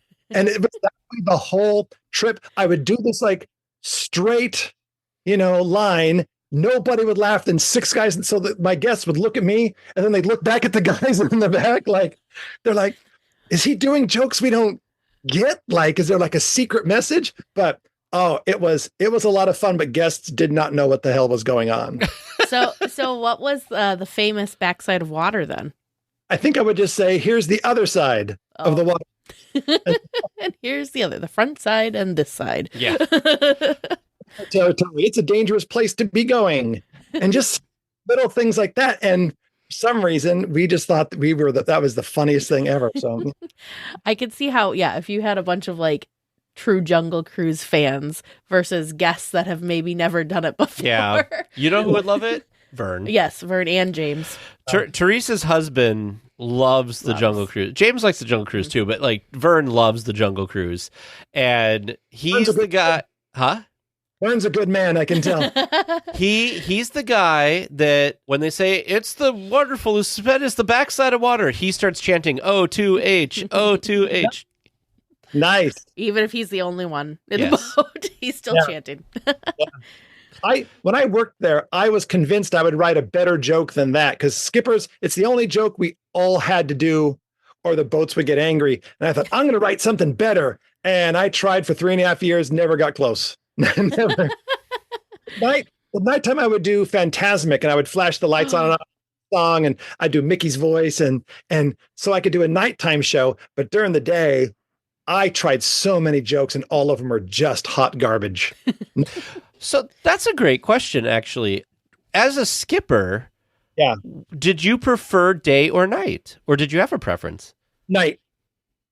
And I can tell you that I've interviewed at this point, I think about 150, 160 Jungle Cruise skippers. Every single one of them prefers working the night. The only guy, I met one guy who worked in the 70s who preferred day. And I'm like, and I stop, I'm like, I can't believe someone likes working the day better. He goes, I was a young man. I had, girls to go out with. I didn't want to waste my nights in the jungle. He just wanted to be off work is what it was then. Yeah. He goes, at the night, it is better, but I did not want to work at night because I wanted to go to the girls. Like, all right. But to admit that, but the nighttime. So when I tell people who are going to the park, go once during the day and once at night, they're two completely different rides. So what is it for skippers that makes the nighttime that much more fun to skip? Couple things. One, it's not so crowded, so you can drive your boat slower. Okay. Instead of doing like an 8-minute trip, which I never did. Mine were always closer to 10. You could make it like a 12-minute trip, and you could slow down. You could do different jokes because not dirty jokes, but you don't have kids on the boat. So you don't have to do like kid-friendly jokes. You could just do more like sarcastic, fun jokes. Sure, yeah. And at night, things look different and kind of look spookier. So you could do stuff with that. So you had a lot more options and you had more time to do stuff. And that's when all of the best pranks happen, is at night. You have the time. If they're only running 3, like during the day, there's 8 boats and everybody's going fast. At night, you got 3. So you got time to screw around and cause trouble. So we would do like Jungle Police or Dead Skipper, or all these different pranks you could do. And now that'll get you in trouble. Management. Yeah. I had a skipper bring a copy of my book to a manager going, look, this has been happening since the 50s, because they were writing people up for this one prank and threatening them. And they're like, we don't care. It's like for 50, 60 years, skippers have been doing this. Yeah. So I need to ask. So what are these? What are the pranks you just describe? What the police, dead skipper? Like what is it? What are these? One, Dead Skipper, actually, I found out started in the 50s. Wow. What you do, you take your boat and you park it behind the backside of water, and you just pretend to be like slumped over the rail dead. So when the boat comes to the front side of Schweitzer Falls, they see you. And like if you bring some of your friends, you all lay there like you've been murdered, like by the natives. And so skippers will stop and try to touch. Hey, are you okay? Are you okay? And you just lay there like you're dead. But in the boat. You drive back to the dock. Yeah. So that was Dead Skipper. Everybody does Dead Skipper. Jungle Police was a bit more involved.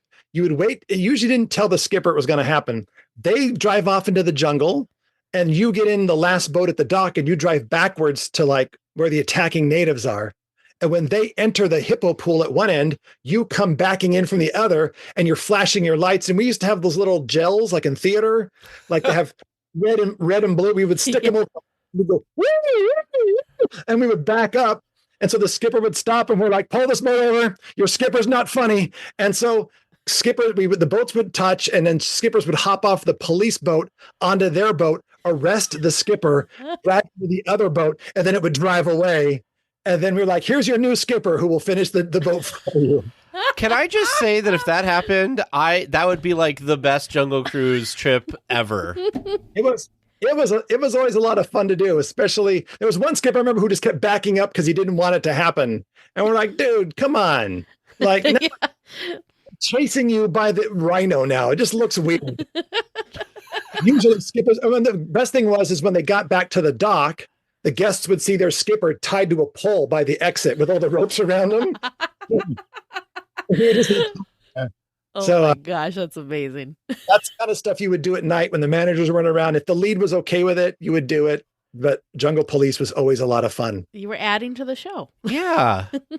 Right? We were having fun. There were some managers and some leads there who were like, as long as you're not hurting anybody, causing any damage, doing anything potentially dangerous, go have fun. Because it kept our morale up, because that job was actually pretty hard. You were tired after an 8-hour shift because you would do between 20 and 30 boats a day. Wow. Yeah. So you get bored with it for a while. You get tired after a while. So you needed to create some chaos. Yeah. I mean, I can imagine that. Yeah. I just think about, I teach, right? And I lecture a little bit.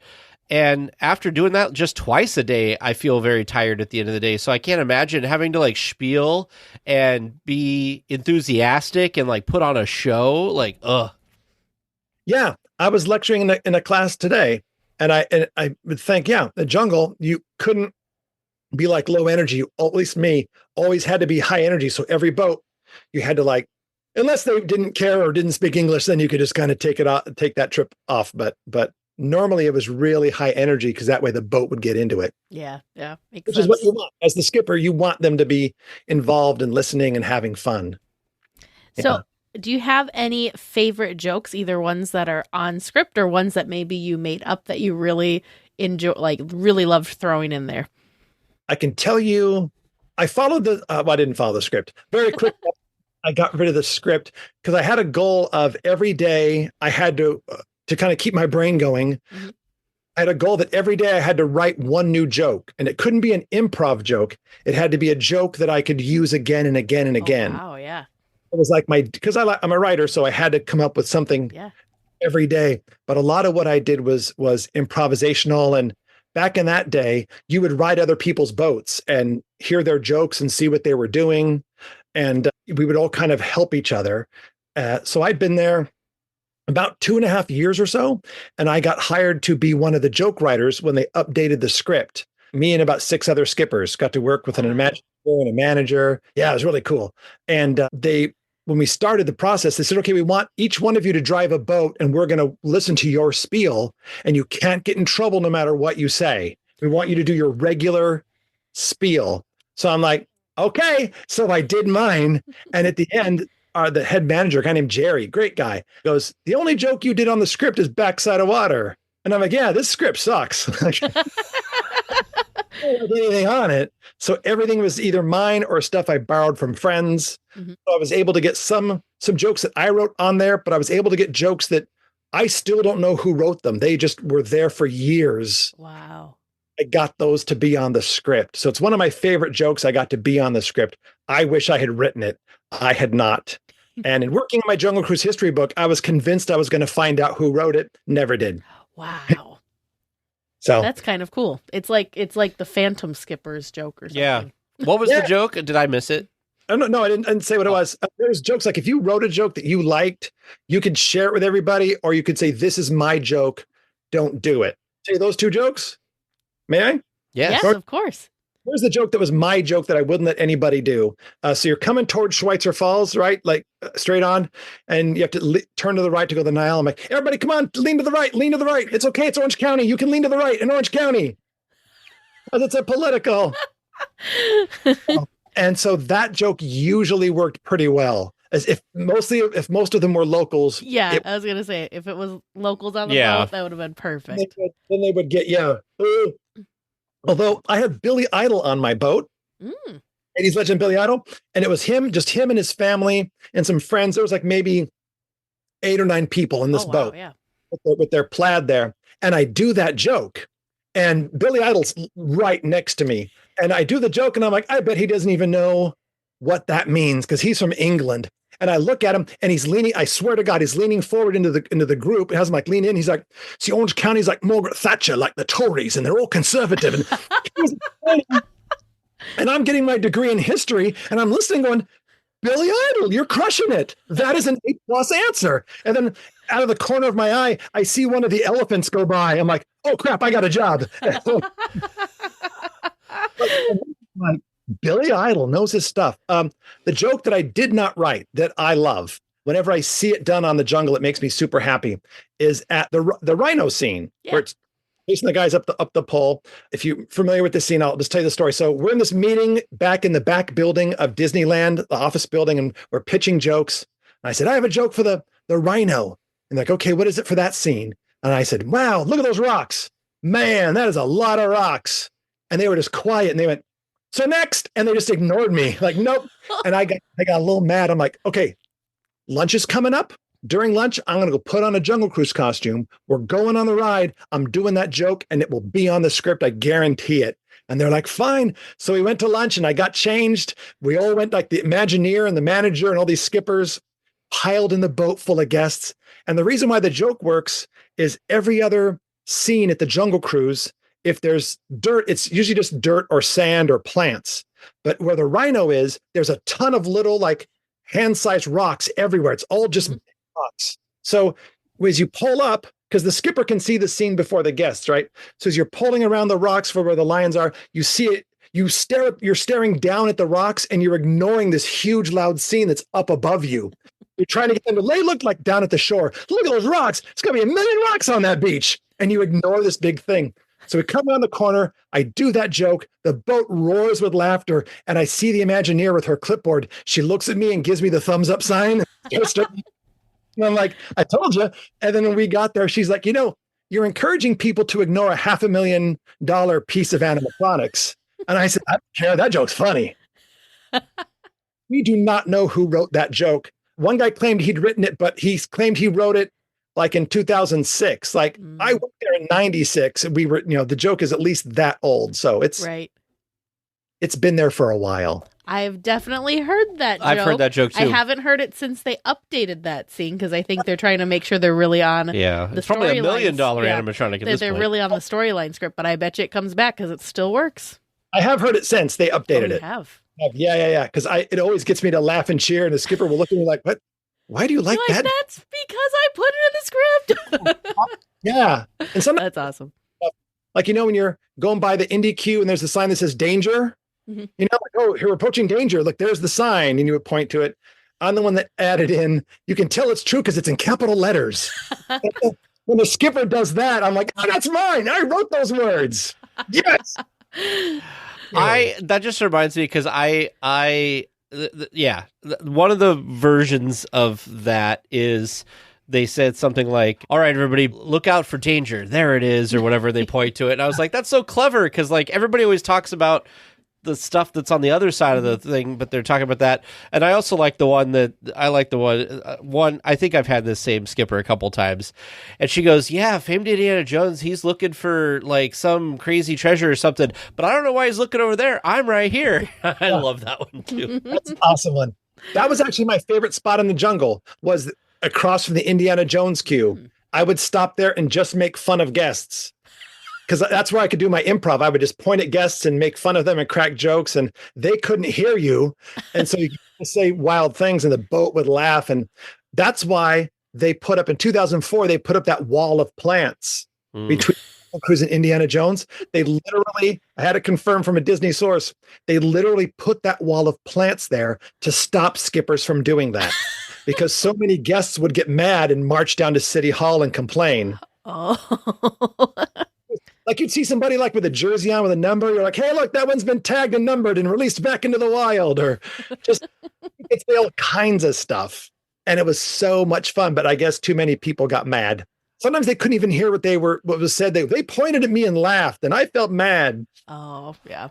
So, you're like, but it was a really good joke, and it really wasn't making fun of you. Right? They're just like, you can't do that. So it's the only place at any Disney park where a kind of wall has been put up to protect guests from cast members. And I'm very proud of that. I'm proud to have been a part of that. Like, we got to put up a wall because these guys are out of control. That is true, because the rest of the walls are to like protect the magic so the guests don't see behind the scenes. That was specifically designed to stop skippers from making fun of guests and getting them angry. Oh, too funny. Yeah. I think I've also heard a joke about like people will point to the queue or the exit or whatever that's right there, and they'll say like, there's the most dangerous animal in the jungle, man. Yeah. Or whatever. Yeah, that's a good one.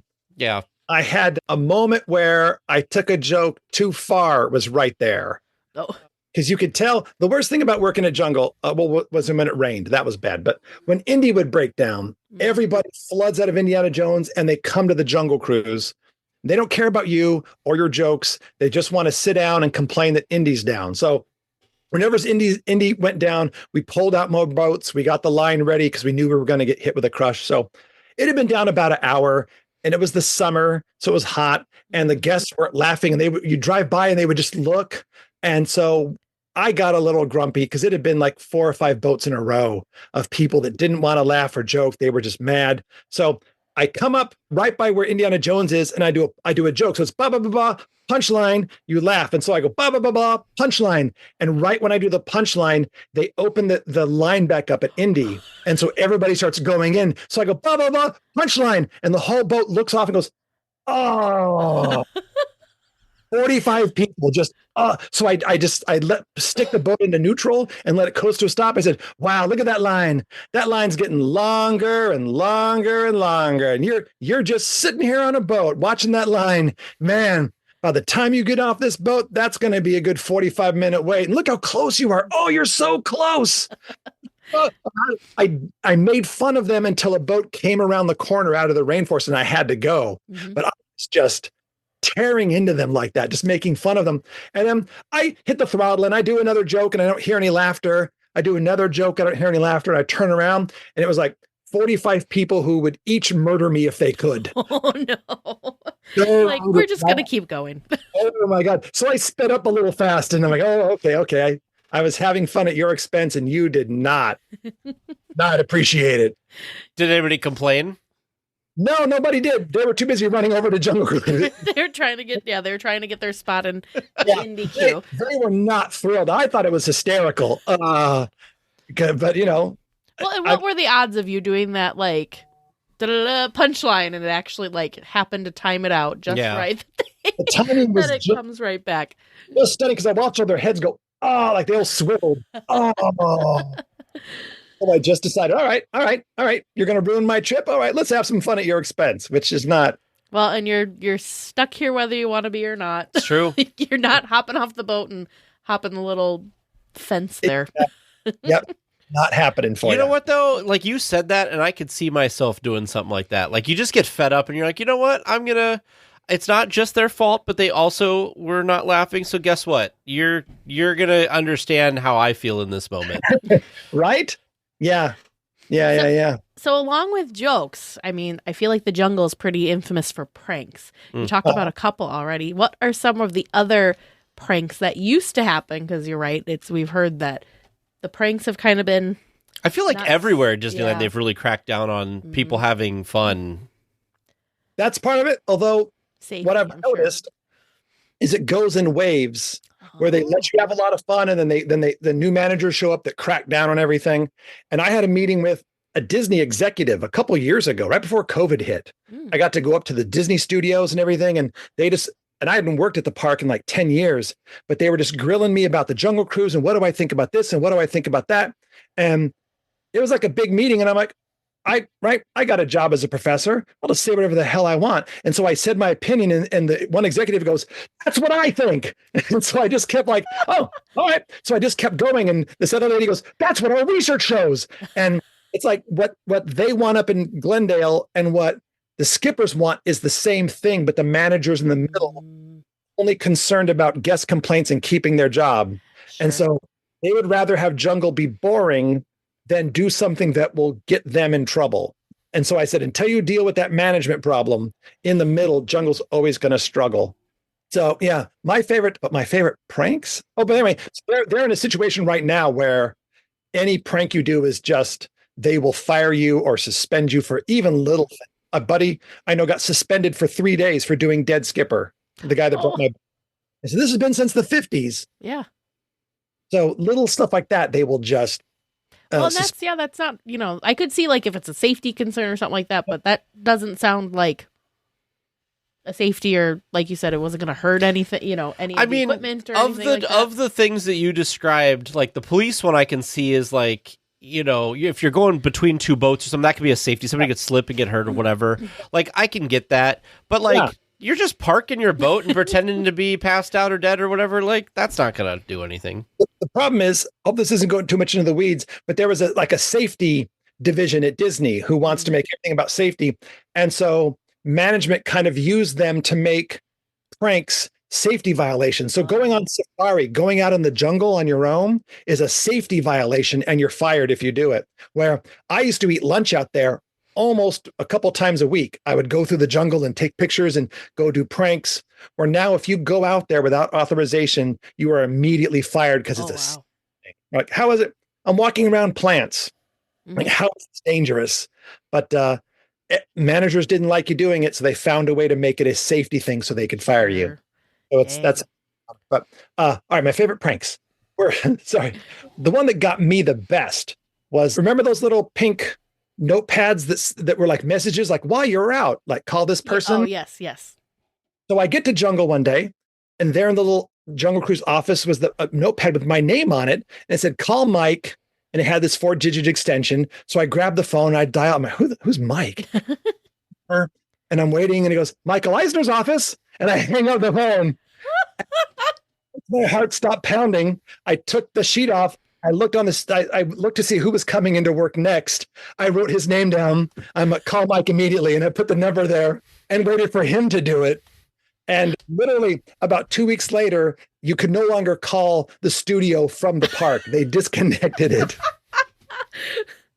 You gotta wonder how many calls it was then. I just feel bad for like the administrative assistant or whatever who was answering, and like Michael Eisner's office, and then click. What is going on? We used to be able to call Florida as well. Oh wow! And so I don't know why we do this. People like City Hall would call and say, "Oh, what is your wait time?" And we would tell them, "Oh, 20 minutes, 20 whatever." Yeah. And so one time we decided it would be funny just to transfer them to Florida. So I go, hey, what's your wait time? I'm like, hold on. And I would just transfer them to Jungle Cruise in Florida. And so one day I was the lead. I was like running the ride. And the manager comes around the corner. He's like, hey, Dave, how's it going? I'm like, good. How are you? He's like, so what is your wait time? I'm like, 15 minutes. He goes, why does it say 45 minutes out on the board? Now, I don't know. I don't know. And he just looked at me and didn't say anything and walked away. And we finally got caught because they said, do you want to know our fast pass time? You don't have fast pass. And they're like, this is Florida. So after a while, you couldn't call Florida anymore. They disconnected our ability to do that. They're like, nowadays you can't call anywhere outside of the park, period. So we're pretty sure we're the reason why that happened, because we found a bit and just abused it to death. That would have been funny. Hilarious. And then the poor people who are in Florida are like, what? Why are we getting calls about our wait time? And yeah. We had, so those are my favorite. Can I tell you one more phone one? Of course. We only did this late at night when the park was slower, but we would call Autopia and say, you couldn't tell who was calling you. So we would call Autopia and say, hey, this is Bill. It's City Hall. I have guests doing a scavenger hunt. Let me know how many red cars you're running and call me back in 10 minutes. And one time a guy goes, well, we're really busy. I don't have the time. Hey, have a rookie do it. 10 minutes. How many red cars? Don't make me wait. And click, and you hang up. And we thought it was funny. And one of our skippers, she was dating a guy who worked in City Hall. By one night after work, he's like, so are you guys calling Autopia, telling them it's a scavenger hunt? And we all laughed and went, no. Because at work, I don't know if it was that night or earlier, it's like, a guy called and said, okay, we're running 25 red cars. And I went, okay. Why do we care? He goes, none of us at City Hall knew why we would randomly get calls from Autopia telling how many different colored cars we were running. That's funny. It'd be great if it was like the same day. Oh, there's 25 red cars, and like 30 minutes later, okay, and 15 blue cars. He came by a couple times with guest complaints. It's like, hey, this guest didn't like this joke, but he had the form, and he would show it to us. Okay, he goes, just so you know, and he would just tear it up and throw it in the trash. He goes, it's a funny joke. I don't know why they got mad. It's not going on anybody's record. You're like, yay! That is amazing. I want to go back and ask you a question, because I don't think we've talked to anybody about this before who's worked on the Jungle Cruise. So you were talking about going on safari and eating lunch and stuff. Yeah. What was that like? And where would you go to eat lunch? Could you see what's going on? I just have so many questions. Yeah, I'll tell you everything, because I went on safari so frequently. I think maybe more than any other skipper, because I loved it, because I'm very hyper. I like the noise and the action, but I also need to have like a mental downtime where I can just kind of recharge. So my lunch was like 45 minutes. My favorite spot was to go on top of Schweitzer Falls. Oh, you can go up there. Yeah. You go up the back. It's real easy. And you would sit up there, and there was there's a big pond where the water pours over the side, and you could see boats coming towards you and the other way. And it was real quiet. And you would just sit there and eat your lunch, and guests never, they looked up, they could see you, but no one ever did. And you could just sit there and eat your lunch and watch the boats go by in like the early evening or at night. It was super quiet, and like in the summer, it'd be nice and like cool a little bit with the breeze. And there were days where I thought, there are 80,000 people packed into this park, and I'm probably the only person that is just alone in a vast space, Disneyland. So I would soak it up. Other fun places we would go, like by the lions, like the Velt scene. Oh. And then the gorilla camp was fun. The gorilla camp was a little more difficult to get to. You had to go through the cave where the elephants, like where Bertha's taking a shower. Oh. There's a cave network through there you had to get through to go out there. But that was a fun spot. I just liked being out there where it was quiet and you could relax. And then I found out in the 60s and 70s, late at night, skippers would take out usually a newer guy, and you would go out to one of the islands. Hey, hop on that island and pick that thing up for me. You'll see it. And they would hop off the boat, and then they would just drive away and leave them in the dark. That's messed up. 15, 20 minutes later to pick them up. Yeah. So, because it could be scary, all alone, and suddenly you're on this island and it's gone. And we used to do this thing called the Manhattan Run, because the front island is called Manhattan, and they would drop you off in the Cambodian shrine scene by the tiger. You would hop there, and you had to make it from there to where Trader Sam was before that skipper got around. And normally it was at night, he would just floor it and go. And the rule was, if you weren't there, you were stuck on the island. You run in, and there was no path or any. Now they made a path. There was no path. So you're just running through bushes and trying to hop over like sprinklers and stuff, and running into huge spider webs. And it was so stupid and so fun at the same time. Do you have any guest stories that are particularly interesting or funny, or like guests just doing dumb things? I mean, other than making your life difficult.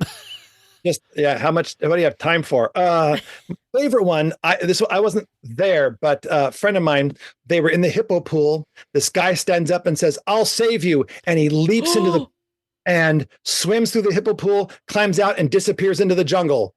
And so we have like a mic, and we also have a radio contact. So he contacts, hey, there's somebody running around. He gets back to the dock, and the guy's mom was on the boat. And so they get back to the dock, and sitting across the exit from the Jungle Cruise is a guy sitting there on a bench, just soaking wet, just sitting there waiting for his mom. So security are like, hey, why don't you come talk with us for a while? I think we know who it was. I think we found him. Yeah. That's crazy. It's not that deep, is it? The hippo pool is actually pretty deep. Is it? Okay. Big hippos. How did someone... Yeah, they have to go all the way down so you can't see them. So there it can be between 8 and 10 feet deep. Oh, wow. It's pretty deep there. I was just thinking, like, as a skipper, like somebody doing this, it's like, what, like, what? I mean, what can you do? Like, he jumped out. Like, I'm not going to jump in after him or whatever. I mean, I guess the only thing I would have done is, fired off the gun like an emergency or something and stayed there, I guess, to just kind of trying to keep an eye on him or something. But what the heck? He watched him run up and disappear. And so he's like, all right, he's in the jungle somewhere. Yeah. But he made it back to the dock before the boat did. I have... Oh, go ahead.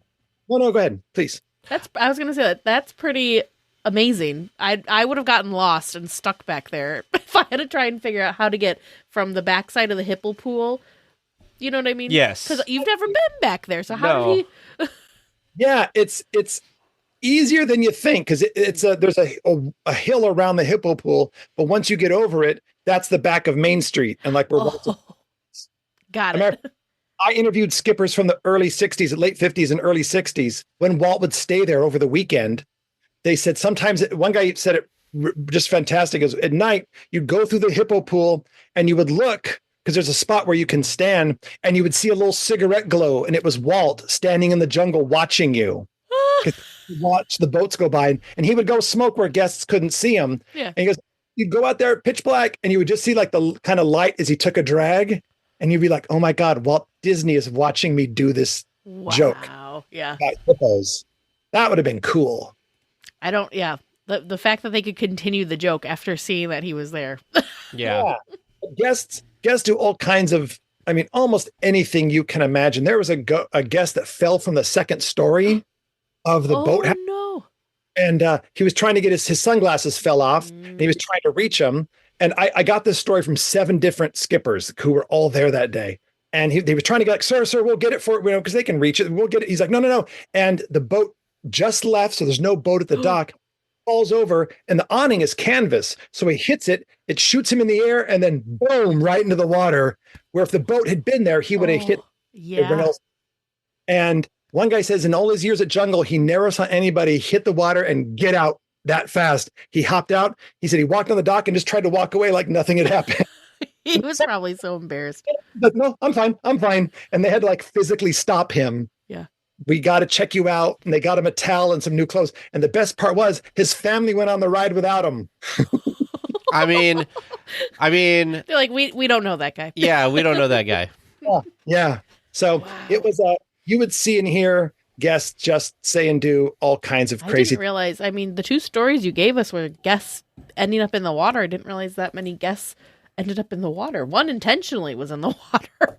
Yeah. Every once in a while, like a little kid would get between the boat and the dock and fall through. And they have safety measures for that now, which is better. But yeah, the only people I ever saw go in were skippers. And intentionally or unintentionally?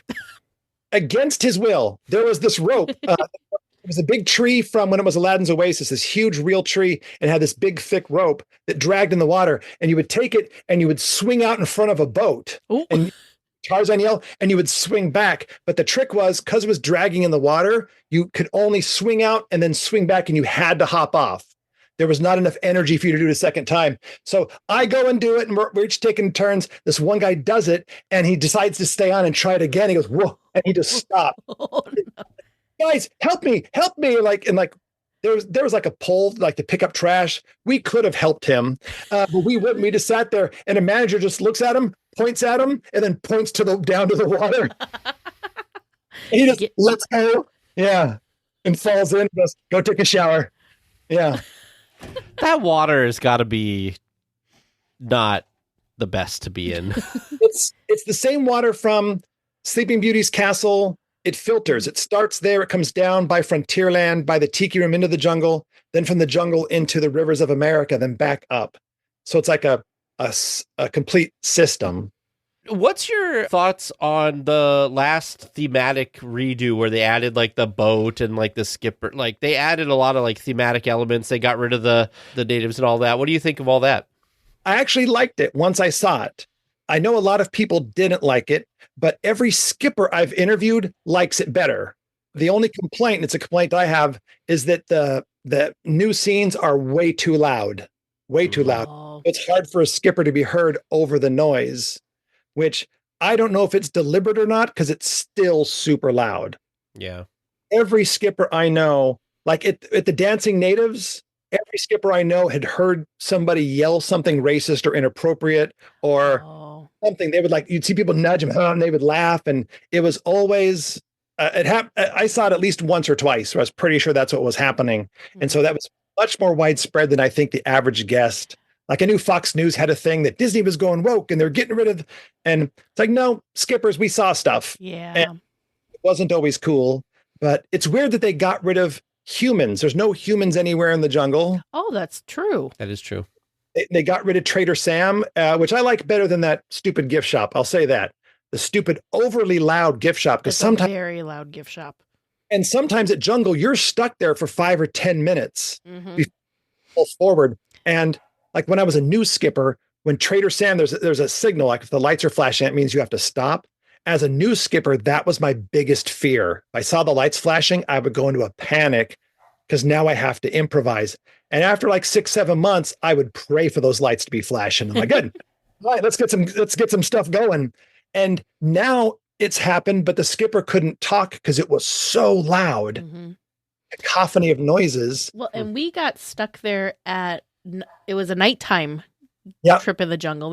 It's bright too. Like it was almost blinding to try and like look in that direction with especially with the camera flashing going on. It was almost like too much. It was really bright. I noticed that. I was there 2 weeks ago, 3 weeks ago, but I noticed that because I hadn't seen it at night before. But overall, every skipper likes it. The only thing I don't like about it is they've tried to install a narrative into the story.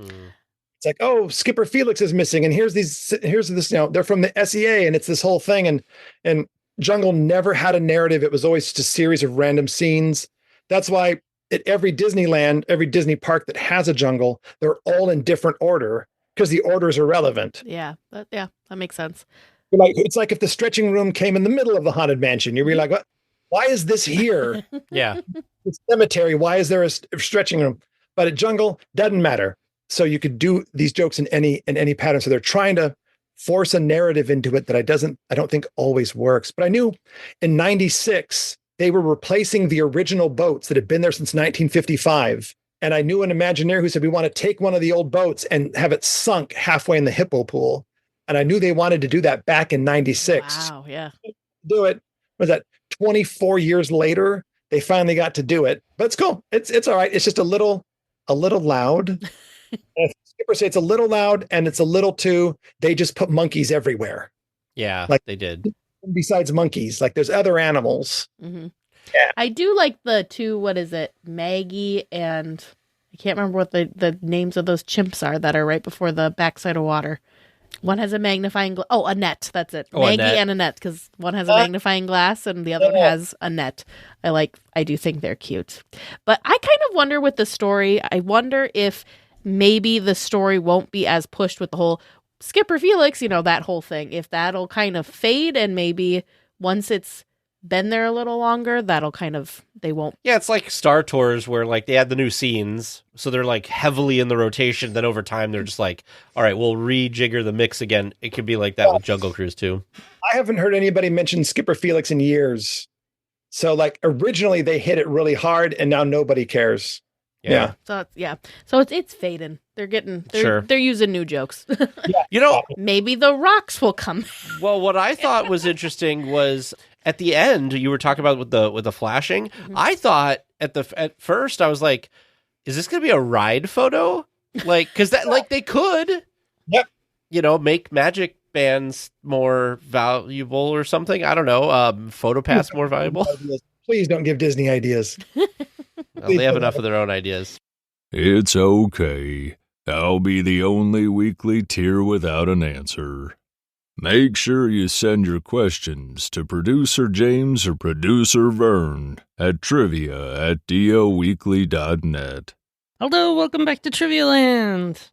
I have a lot of things to teach you two this week. No. But that's okay. Our listeners love learning new things, and so I guess do we. We do too. I do. Okay, maybe not you. And I learned something new while you two were discussing that we could have a little caveat for our last question that I gave you. Okay. But we'll get there by going through our other questions first. So, first one from listener Michael R. was, what was the shortest attraction of the opening day attractions? Y'all were in the right land, but not in the right place. Mr. Toad's Wild Ride was the shortest. That iteration of the attraction was only 98 seconds. Wow. Okay. Quick. It's over a minute and a half. That's pretty good. It was a quick ride. Moving on to our second question from listener Andy M. In the Pirates of the Caribbean Pieces of 8 gift shop, what is in the chandelier and why is it influential? If you look, you see it's a monkey chandelier and it inspired Jack the Monkey in the films. It looks like the monkey's like holding the chandelier to the ceiling. Oh. Like it's on that part. Yeah. As soon as I saw a picture of it, I'm like, duh. Of course. Because they named the monkey Jack. Yeah. So right here. Oh, I literally have never noticed the chandelier at all.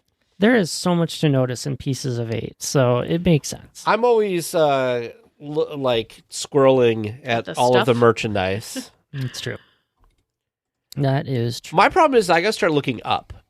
I feel like looking up is where a lot of stuff appears that I am not paying attention to. There are a lot of good details up there. So. Yeah. All right. Well, what else did we get wrong? What else did we Number 3. What's the name of the motor court that serves as the boarding station for Radiator Springs? One thing I thought I had some hope on. They advertise cavern tours, good rates, Lincoln Continental breakfast, and clean and quiet. It's the Comfy Caverns Motor Court. Oh, you were so close. Caverns. I had the word caverns. You had the word caverns in there. You were close. So I guess with that, I can give you half a point. No, I don't need a pity point for I don't cavern. need a pity point. All right. No half point for you I've just then. accepted that I am not going to do good at trivia. That's okay. It's a learning opportunity. Tim. I can remember things like canal boats of the world, but you didn't ask about that. Nope, I didn't. Maybe in the future. My last question for you was a cast member costume. These cast members wear large red jacket with large blue stripe going down the sleeve and the side. The stripe has some yellow trim, and there are a few other lines of yellow as well. It does have a left breast pocket. Otherwise, it's just plain blue slacks or shorts. I found this dating to 2012 from the Every Disney Person a Star or whatever those series was. Oh, back then. every star. Wait, every role is starring role. Yeah. That's what it was. Yeah. Yep. So having looked, there is some updated wardrobe and maybe a glimpse under the jacket. But Tag, you were getting there when I said I couldn't tell you which park it's in. It's because they're not in a park. It's the tram drivers. Oh. I don't feel bad that I didn't What do the know tram that. drivers look like now? It looks like they wear the fluorescent safety vests and kind of just plain shirts. White. So Like the white stuff. Oh, yeah. Oh, yeah, because the person in the front was just wearing that jacket. Wow. You would think somebody I can confidently me say I did not would know know. this, but... Yep. No, I can confidently say I've never noticed. The 2 times I have been on the tram, did not notice What was the that. second time? You weren't there. I was there with my family. That's when it broke down, remember? My first in-show exit was the tram. I don't know how... There you go. There's your piano. yeah. You know, Teresa, I know you got the edge in total trivia score, so I was trying to give Tag a chance. He got so close. That's all right. Just couldn't get there. So, well, tough week for these two hosts going Yes. 0 for 4. Ouch. Hopefully you did better at home, or like Teresa says, you learned something, right? Exactly. So if you want to help producer Vern and I stump these two week in, week out, or maybe give them a fair shot at a question, we got 2 ways for you to send trivia into us. You can either go to the website, dlweekly.net/trivia, or send us an email to trivia@dlweekly.net. Well, we will be back next week with more Disneyland news and information. Until then, go out and enjoy the parks. A special thank you to Sidel for editing the podcast. Please remain seated until the podcast comes to a complete stop and the doors have opened. Then collect your belongings, watch your head, and step carefully from the episode. On behalf of all of our crew, thanks for traveling with us, and we hope you have a happy and memorable visit here at DL Weekly.